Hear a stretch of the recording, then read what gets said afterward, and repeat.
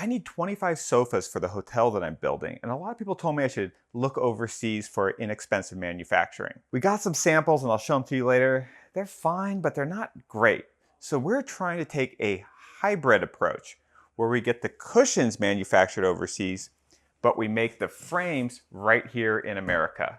And let's see if we can compete with straight overseas prices. Walnut veneer Europly from Columbia Forest Products is my favorite plywood. It has a really nice looking edge grain, is stronger than normal furniture grade plywood, but it's expensive. At over twice the price of normal furniture grade plywood, I need this material to do a lot for me to justify that cost differential. The fact that it's stronger means that I have to use less of it to create structural supports, and the beauty of the exposed edge of this type of plywood means I'm going to save some labor by not having to edge band it. I tried to come up with a design that was both efficient in the use of the material and didn't take too long to build to keep my labor costs reasonably low. I typically pay about $30 an hour when I bring in a team to make multiple copies of one of my designs. So my goal here was to come up with a design that could be built by someone with just a little bit of experience in about 15 to 18 hours. For this first one, I just worked out the design as I started cutting pieces, and my approach is just to cut a bunch of strips, have some rough ideas of dimensions in my head,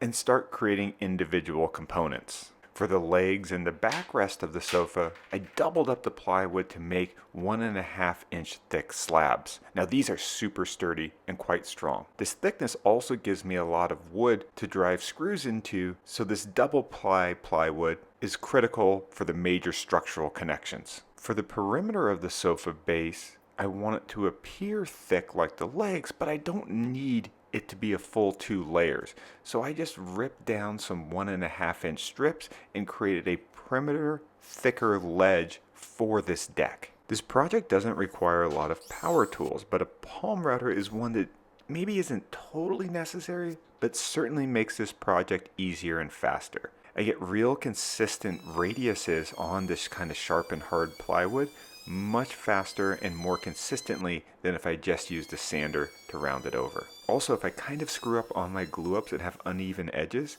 I can use a flush trim bit just to clean those edges up and also reduce sanding time. The only part of this project that requires any freehand skill is this angled cut for the backrest supports.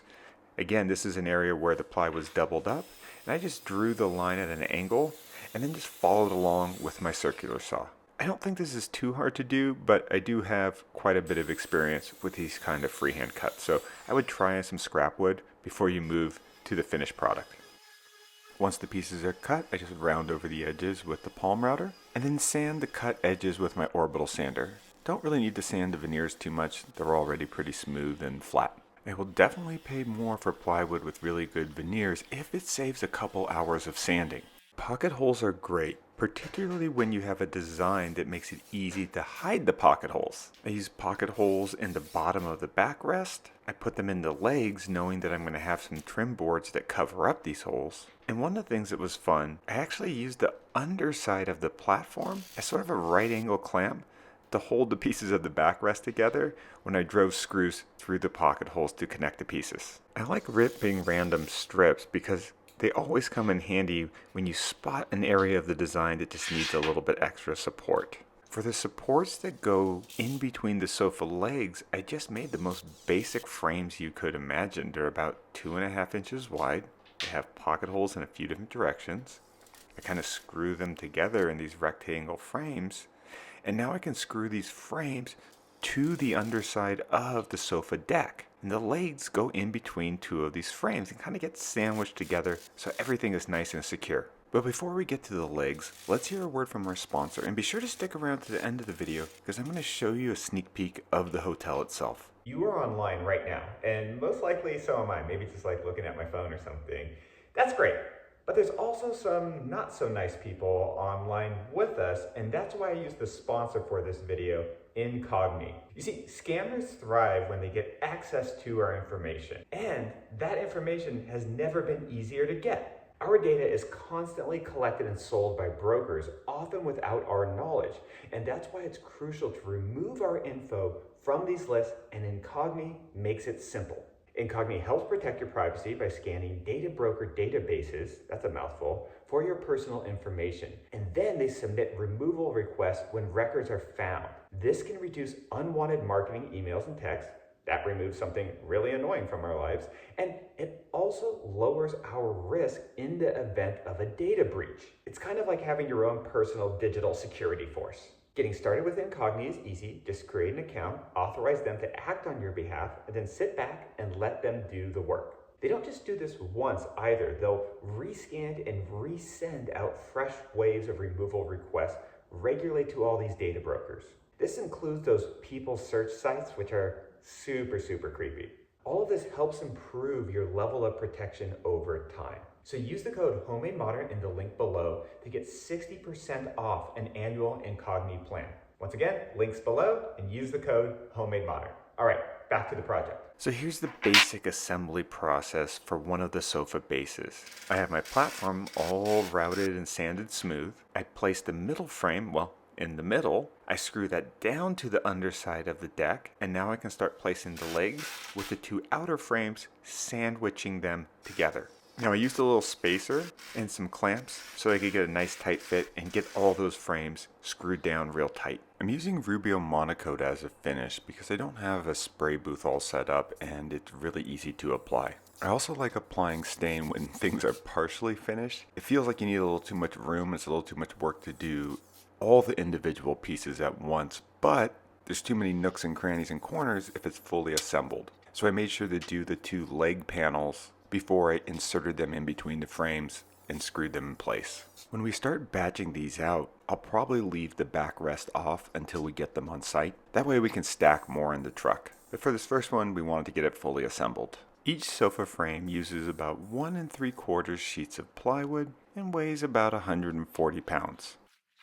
This was about halfway through the hotel build, but we still wanted to get one or two of the rooms like fully staged so we could kind of identify little gaps and missing things that we'd want to add later. We put some little felt pads under the feet. This just makes it easier to slide it around without scuffing up the floors too much. We ordered these cushions by the container and they came out to being just about $140 per set. Now, this is before there was any tariffs. Before I talk about the comparison of the sofa frame we made versus the one we ordered from overseas, I wanted to give you a little sneak peek at the hotel that's been taking up all my time. We built the Reset Hotel from the ground up using steel frame modules. They look like shipping containers, but they're purpose built, which gave us a lot of advantages in how we engineered them and provided enough insulation to protect against this hot Joshua Tree heat.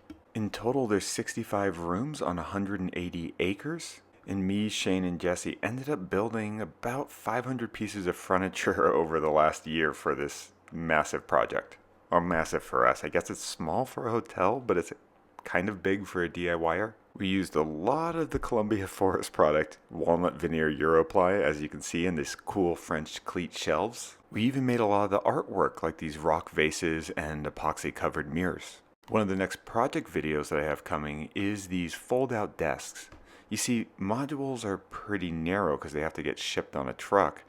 So we wanted to make a slim desk so that people could, do a little bit of work here and there instead of just staring at the mountains. It's turning out pretty good and we're almost done, but let's get back to comparing these two sofa frames. To help the team make the decision between American made or overseas, we brought one of the prototypes that we ordered from China into the room right next door. So this is the sofa that was made completely overseas. Frame, cushions, everything. We asked for a walnut veneer and they painted on a walnut veneer. It's very sturdy. It's not poorly made. Like I really think it would hold up.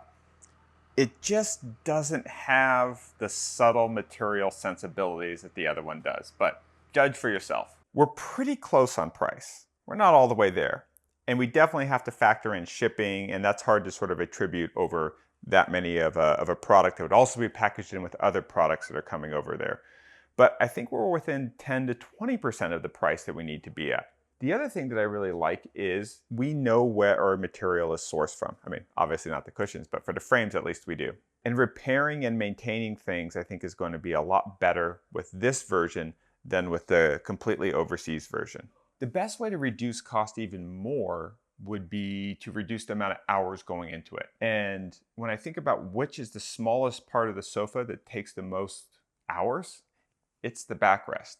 So if we did want to drop the price down to a point where we could completely beat the totally overseas version, I would probably go with a round bolster pillow, just to kind of put these pillows at the angle and remove the backrest entirely.